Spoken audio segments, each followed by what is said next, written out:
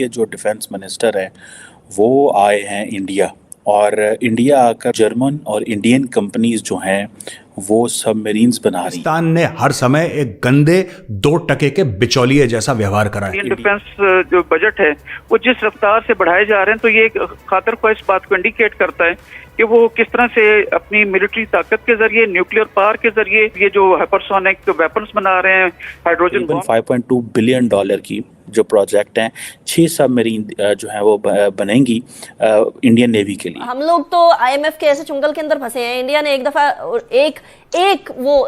IMF के पास गए, उसके बाद वो सीधे हो गए, मतलब दे फिक्स्ड एवरीथिंग। कोई मुल्क जो इंडिया आ रहा है वो बिलियंस ऑफ डॉलर से नीचे प्रोजेक्ट लेके नहीं आ रहा। श्रीलंका से तो लोग डील करना चाह रहे हैं, हमारे से नहीं डील करना चाह रहे। यहां से इन्वेस्टर जो है वो अब श्रीलंका की तरफ जाने का सोच रहे हैं। इतने बुरे हालात हो चुके हैं पाकिस्तान के। इंडिया का जो है वो एक ग्रेटर डिजाइन साफ नजर आता है कि जिसमें वो पाकिस्तान को न सिर्फ हिस्सों में तोड़ना चाहता है। पाकिस्तान की वाकई बात है कि आप अपने मुल्क की खुद बदनामी करते हैं।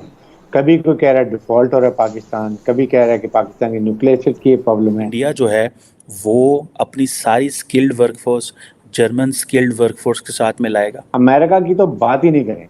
आई mean they are such a double standard. उनको कश्मीर में होते हुए ह्यूमन राइट्स वायलेशन नजर नहीं आती है, उनको इंडिया के अंदर जो वायलेशन होती हैं वो नजर नहीं आती हैं। तुम्हारे आर्मी चीफ को जलील किया, तुम्हें बड़ा बुरा लग रहा है पाकिस्तानियों। तुम्हारे आर्मी चीफ्स ने, एक ने नहीं सब ने, पाकिस्तान को जलील करा, उसका तुम्हें बुरा नहीं लगा? आज श्रीलंका जो डिफॉल्ट कर चुका, उसका हमें लगता है कि उसकी करेंसी हमसे बेहतर परफॉर्म कर रही है। आज हम अगर अपना मुवाजना करने लग गए हैं तो यह हाल हो गया जी। अफगानिस्तान हमें बता रहा होता है कि जी आपके तो हालात बहुत। ये जनरल बाजवा से कह रहा है कि जनरल साहब सुनो मेरी बात, आप क्या जनरल कमर जावेद बाजवा हो? जनरल बाजवा को डर लगा। जनरल बाजवा ने बोला मैं वो हुई नहीं। फिर जब ये वीडियो बनाना इसने जारी रखा इस बंदे ने, तो फिर जनरल बाजवा कहता मैं पुलिस को बुला लूंगा। तो ये बंदा कहता है यार तुम पुलिस को बुलाने की बात कर रहे हो, थैंक गॉड यहां पे पुलिस है, पुलिस नहीं होती ना मैं यहीं पे मार लगानी थी तुम्हारी। ये बोल रहा है जनरल बाजवा को, ठीक है।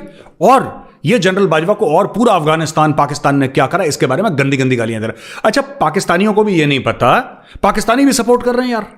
पाकिस्तानी कह रहे हो मजा आ गया जी, मजा आ गया, टाइट कर दिया बिल्कुल जनरल बाजवा को, टाइट कर दिया फौजी को, टाइट कर दिया। अरे बेवकूफ, तुम्हारे मुल्क की फौज का सरबराह था वो 6 साल, अच्छा था बुरा था जैसा भी था। ये इमरान खान ने ना ऐसा एक जहर डाल दिया पाकिस्तान की रगों में। ऐसी बात नहीं है कि वहां पर जहर था नहीं, इसने दूसरे किस्म का जहर डाल दिया कि औरतों के सामने गाली गलौज करो। मैं आपको भारत के पिछले 5 आर्मी चीफ जो अभी हैं जनरल मनोज पांडे, उनके पहले की 5 आर्मी चीफ्स के बारे में बताता हूं और उनकी लोकेशन बताता हूं। उनके पहले थे जनरल मनोज मुकुंद नरावने। जनरल नरावने का लोकेशन नई दिल्ली। उनके पहले जनरल बिपिन रावत जो वीर गति को प्राप्त हो गए, लोकेशन ऊटी, तमिलनाडु, इंडिया। उनके पहले जनरल दलबीर सिंह सुहाग, लोकेशन नई दिल्ली। उनके पहले general Bikram Singh, former chief of army staff, location Chandigarh. उनके पहले जनरल विजय कुमार सिंह, लोकेशन नई दिल्ली। ये हमारे इनके पहले जनरल मनोज पांडे जो करंट आर्मी चीफ है, इनके पहले जो 5 थे उनकी ये लोकेशन है। पाकिस्तानियों, मैं तुमसे पूछता हूं अपने 5 अभी जनरल आसिम मुनीर से पहले जो 5 आर्मी चीफ हैं उनकी लोकेशन बताओ। तुम कहते हो बड़ी अजीम कौम हो, तुम कहता है तुम्हारा मुल्क जो है, तुम कहते हो वो कलमा पल के बना है, तुम्हारे पास एटम बम है, लाल किले पे सब्ज हिलाली परचम लहराएंगे। लहराना बाद में, जो पहली लड़ाई होती है ना फौज की, वो इखलाक की होती है, वो लड़ाई तुम हार चुके हो। तुम्हारी फौज अजीम है ही नहीं। अगर तुम्हारी फौज अजीम होती तो तुम्हारी फौज के सरबराह पाकिस्तान में जीते, पाकिस्तान में मरते। ऐसा नहीं कि जब तक फायदा चल रहा हो, जब तक बड़ी बड़ी गाड़ियां, घोड़े, लश्कर, गाजा बाजा सब तुम्हारे साथ हो, प्रोटोकॉल तुम्हारे साथ हो, तब तो तुम पाकिस्तान में हो। और जिस दिन यह सब हटा तो बोला चलो लंदन, चलो फ्रांस, चलो इटली, चलो फलाना, चलो डिमका। क्यों? कीड़े पड़े हैं पाकिस्तान में, बुरा लगता है पाकिस्तान में। अजीम फौज है तुम्हारी, नंबर 1 की फौज है, घटिया फौज है, घटिया फौज है। हां, हमारे जर्नलों के पास तुम्हारे जर्नलों जैसे अय्याशी के पैसे नहीं है, काला पैसा नहीं है उनके पास। 3-3 बेडरूम के फ्लैट में रहते हैं। मैंने जनरल बिपिन रावत का घर दिखाया था द चाणक्य डायलॉग्स में, जाके ऊपर देख सकते हैं आप लोग। सिंपल जिंदगी जीते हैं, इसलिए उनकी इज्जत है।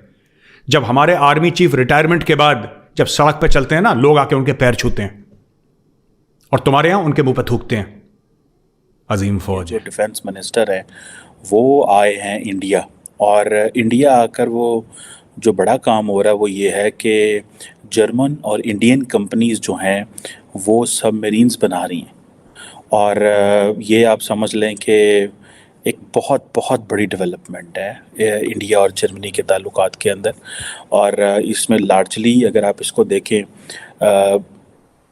ये बेसिकली ये अमेरिका के इंटरेस्ट में भी है, ये इंडिया के इंटरेस्ट में भी है, ये जर्मनी के इंटरेस्ट में भी है। लेकिन जर्मनी ये महसूस करता है कि भारत की जो डिपेंडेंस है वो रशिया के ऊपर बहुत ज़्यादा है।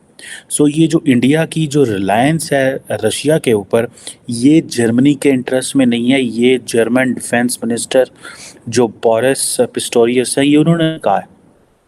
अब ये देखें कि ये किस तरह वो चीज़ें मैनेज कर रहे हैं। अब उनको इस बात का पता है कि जो प्राइम मिनिस्टर मोदी हैं, प्राइम मिनिस्टर मोदी बेसिकली पसंद करते हैं मेक इन इंडिया। अच्छा, जब वो मेक इन इंडिया पसंद करते हैं तो उनको तो ये चीज़ अच्छी लगेगी कि इंडिया और जर्मनी जो है वो सबमरीन्स बनाएं। और ये एक समझ लें कि ये एक बहुत बड़ी जिसे वो कहते हैं ना चेंज होने जा रही है। इससे पहले आपको पता है यूएस डिफेंस मिनिस्टर भी होके गए हैं लॉयड ऑस्टिन, मैं उसके ऊपर भी बात करूंगा। वो जो करके गए हैं वो क्या क्या करके गए हैं और किस डायरेक्शन में लेके गए हैं। लेकिन जर्मन डिफेंस मिनिस्टर का ये इंडिया को कहना आए सबमरीन बनाए, पाकिस्तान तो जड़ा ना खजल हो चला है, एक एक दो दो सबमरीना यूरोप एंड अदर ममालिक से लेते लेते। चाइना हमें वो सारी बातें दे रहा है, लेकिन when it comes to China तो quality always come in the way. Quality हमेशा वो डिस्कशन होती है। और अब ये सारे के सारे डिफेंस मिनिस्टर जो थे या जो डिफेंस के जो लोग थे वो शंग्रीला डायलॉग पे आए हुए थे, और उन्होंने कहा है कि जी हम 21st सेंचुरी के जो जितने भी चैलेंजेस हैं उनको एड्रेस करना है। और इससे पहले वो इंडोनेशिया गए हुए थे। सो ये आप ये इमेजिन कर लें कि किस तरह वो चीज़ें जो हैं वो आइंदा मुस्तकबिल में लेके चलना चाहते हैं।